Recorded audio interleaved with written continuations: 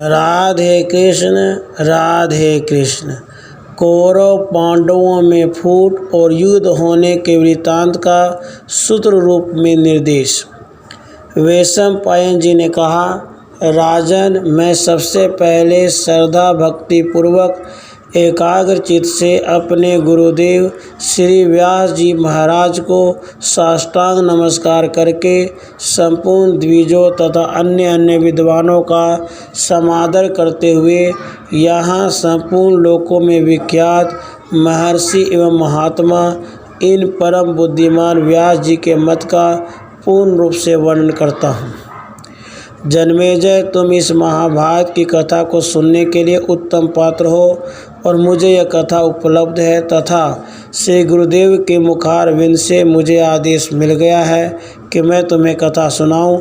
इससे मेरे मन को बड़ा उत्साह प्राप्त होता है। राजन, जिस प्रकार कौरव और पांडवों में फूट पड़ी वह प्रसंग सुनो। राज्य के लिए जो जुआ खेला गया उससे उनमें फूट हुई और उसी के कारण पांडवों का वनवास हुआ। भरत श्रेष्ठ, फिर जिस प्रकार पृथ्वी के वीरों का विनाश करने वाला महाभारत युद्ध हुआ वह तुम्हारे प्रश्न के अनुसार तुमसे कहता हूँ, सुनो। अपने पिता महाराज पांडु के स्वर्गवासी हो जाने पर वे वीर पांडव वन से अपने राजभवन में आकर रहने लगे। वहाँ थोड़े ही दिनों में वे वेद और धनुर्वेद के पूरे पंडित हो गए। सत्व, धैर्य और उत्साह, वीर्य, पराक्रम और ओज देह बल से संपन्न होने के कारण पांडव लोग पूर्ववासियों के प्रेम और सम्मान के पात्र थे। उनके धन संपत्ति यश की वृद्धि होने लगी। यह सब देखकर कौरव उनके उत्कर्ष को सहन न कर सके। तब क्रूर दुर्योधन, कर्ण और शकुनी तीनों ने मिलकर पांडवों को वश में करने या देश से निकाल देने के लिए नाना प्रकार के यत्न आरंभ किए। शकुनी की सम्मति से चलने वाले शूरवीर दुर्योधन ने राज्य के लिए भांति भांति के उपाय करके पांडवों को पीड़ा दी। उस पापी धृतराष्ट्र पुत्र ने भीमसेन को विष दे दिया, किंतु वीरवर भीमसेन ने भोजन के साथ उस विष को ही पचा लिया।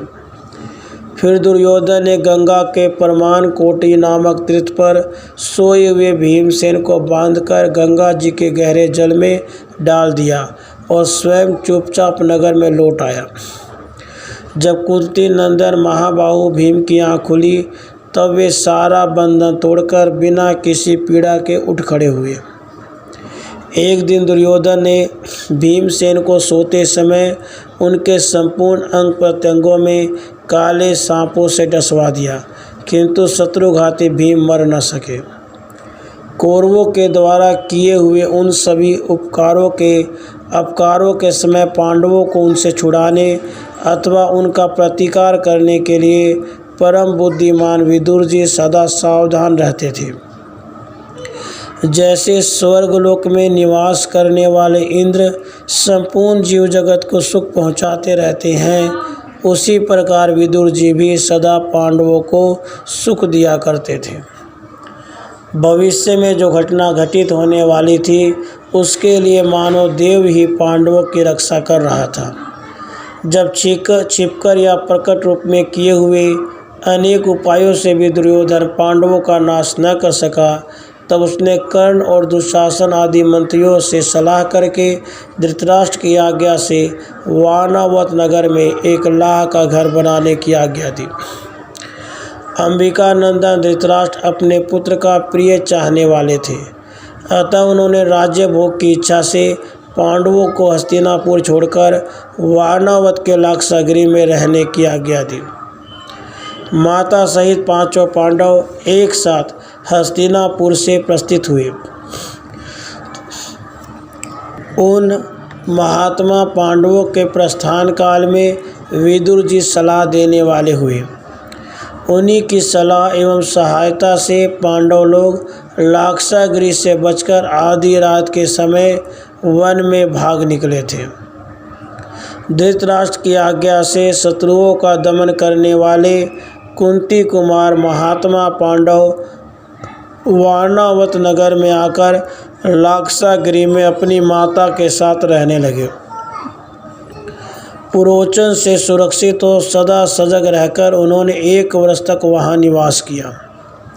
फिर विदुर की प्रेरणा से विदुर के भेजे हुए आदमियों से पांडवों ने एक सुरंग खुदवाई। तत्पश्चात वे शत्रु संतापी पांडव उस लाक्षागृह में आग लगा पुरोचन को दग्ध करके भय से व्याकुल हो माता सहित सुरंग द्वारा वहाँ से निकल भागे। तत्पश्चात वन में एक झरने के पास उन्होंने एक भयंकर राक्षस को देखा जिसका नाम हिडिंब था। राक्षस राज हिडिंब को मारकर पांडव लोग प्रकट होने के भय से रात में ही वहाँ से दूर निकल गए। उस समय उन्हें धृतराष्ट्र के पुत्रों का भय सता रहा था। हिडिंब वध के पश्चात भीम को हिडिंबा नाम की राक्षसी पत्नी रूप में प्राप्त हुई जिसके गर्भ से घटोत्कच का जन्म हुआ। उसके बाद कठोर व्रत का पालन करने वाले पांडव एक चक्रा नगरी में जाकर वेद अध्ययन परायण ब्रह्मचारी बन गए। उस एक चक्रा नगरी में वे नरश्रेष्ठ पांडव अपनी माता के साथ एक ब्राह्मण के घर में कुछ काल तक टिके रहे। उस नगर के समीप एक मनुष्य भक्षी राक्षस रहता था जिसका नाम था बक। एक दिन महाबाहु भीमसेन उस सुधातुर महाबली राक्षस बक के समीप गए। नरश्रेष्ठ पांडु नंदन वीरवर भीम ने अपने बाहुबल से उस राक्षस को वेग पूर्वक मारकर वहाँ के नगर निवासियों को धीरज बंधाया। वहीं सुनने में आया है कि पांचाल देश की राजकुमारी कृष्णा का स्वयंवर होने वाला है। यह सुनकर पांडव वहां गए और जाकर उन्होंने राजकुमारी को प्राप्त कर लिया। द्रौपदी को प्राप्त कर लेने के पहचान लिए जाने पर भी वे 1 वर्ष तक पांचाल देश में रहे। फिर वे शत्रु दमन पांडव पुनः हस्तिनापुर लौट आए। वहाँ आने पर तात धृतराष्ट्र और शांतु नंदन भीष्म जी ने उनसे कहा, तात तुम्हें अपने भाई कौरवों के साथ लड़ने झगड़ने का अवसर न प्राप्त हो, इसके लिए हमने विचार किया है कि तुम लोग खांडव प्रस्थ में रहो। वहाँ अनेक जनपद उससे जुड़े हुए हैं। वहाँ सुंदर विभागपूर्वक बड़ी बड़ी सड़कें बनी हुई हैं। अतः तुम लोग ईर्ष्या का त्याग करके खांडव प्रस्थ में रहने के लिए जाओ। उन दोनों के इस प्रकार आज्ञा देने पर सब पांडव अपने समस्त सुहृदों के साथ वह सब प्रकार के रत्न लेकर खांडव प्रस्थ को चले गए। वहाँ वे कुंती पुत्र अपने अस्त्र शस्त्रों के प्रताप से अन्य अन्य राजाओं को अपने वश में करते हुए बहुत वर्षों तक निवास करते रहे। इस प्रकार धर्म को प्रधानता देने वाले सत्यव्रत का पालन में तत्पर सदा सावधान एवं सजग रहने वाले क्षमाशील पांडव वीर बहुत दो से शत्रुओं को संतप्त करते हुए वहां निवास करने लगे। महायशे भीमसेन ने पूर्व दिशा पर विजय पाई। वीर अर्जुन ने उत्तर, नकुल ने पश्चिम और शत्रु वीरों का संहार करने वाले सहदेव ने दक्षिण दिशा पर विजय प्राप्त की। इस तरह सब पांडवों ने समूची पृथ्वी को अपने वश में कर लिया। वे पांचों भाई सूर्य के समान तेजस्वी थे और आकाश में नित्य उदित होने वाले सूर्य तो प्रकाशित थे ही। इस तरह सत्य पराक्रमी पांडवों के होने से यह पृथ्वी मानो 6 सूर्यों से प्रकाशित होने वाली बन गई। उसके बाद कोई निमित्त बन जाने के कारण सत्य पराक्रमी तेजस्वी धर्मराज युधिष्ठिर ने अपने प्राणों से भी अत्यंत प्रिय स्थिर बुद्धि तथा सद्गुण युक्त भाई नरश्रेष्ठ सव्यसाची अर्जुन को वन में भेज दिया। अर्जुन अपने धैर्य, सत्य, धर्म और विजयशीलता के कारण भाइयों को अधिक प्रिय थे। उन्होंने अपने बड़े भाई की आज्ञा का कभी उल्लंघन नहीं किया था।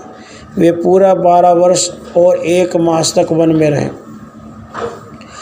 उसी समय उन्होंने निर्मल तीर्थों की यात्रा की और नाग कन्या उलूपी को पाकर पांड्य देशीय नरेश चित्रवाहन की पुत्री चित्रांगदा को भी प्राप्त किया और उन स्थानों में उन दोनों के साथ कुछ काल तक निवास किया। उसके बाद वे किसी समय द्वारका में भगवान श्री कृष्ण के पास गए। वहाँ अर्जुन ने मंगलमय वचन बोलने वाली कमल लोचना सुभद्रा को, जो वसुदेव नंदन श्री कृष्ण की छोटी बहन थी, पत्नी रूप में प्राप्त किया। जैसे इंद्र से शची और भगवान विष्णु से लक्ष्मी संयुक्त हुई हैं, उसी प्रकार सुभद्रा बड़े प्रेम से पांडु नंदन अर्जुन से मिली। उसके बाद कुंती कुमार अर्जुन ने खांडव प्रस्थ में भगवान वासुदेव के साथ रहकर अग्निदेव को तृप्त किया।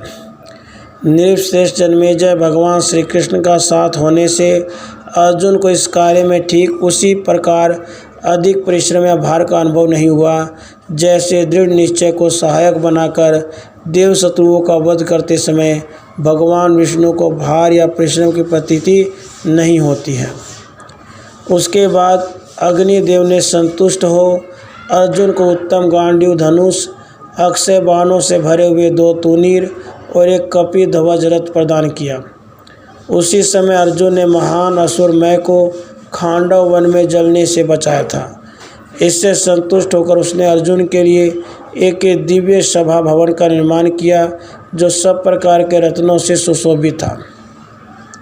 खोटी बुद्धि वाले मूर्ख दुर्योधन के मन में उस सभा को ले लेने के लिए लोभ पैदा हुआ। तब उसने शकुनी की सहायता से कपटपूर्ण जुए के द्वारा युधिष्ठिर को ठग लिया और उन्हें 12 वर्ष तक वन में और 13वें वर्ष एक राष्ट्र में अज्ञात रूप से वास करने के लिए भेज दिया। उसके बाद 14वें वर्ष में पांडवों ने लौटकर अपना राज्य और धन मांगा।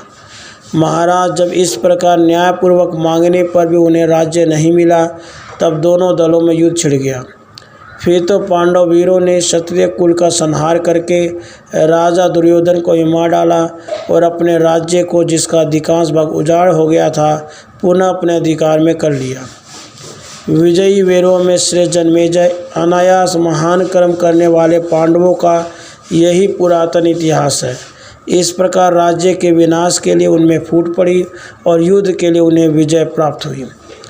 इस प्रकार श्री महाभारत आदि के पर्व के अंतर्गत अंशावतरण पर्व में भारत सूत्र नामक 61वां अध्याय पूरा हुआ। राधे कृष्ण, राधे कृष्ण।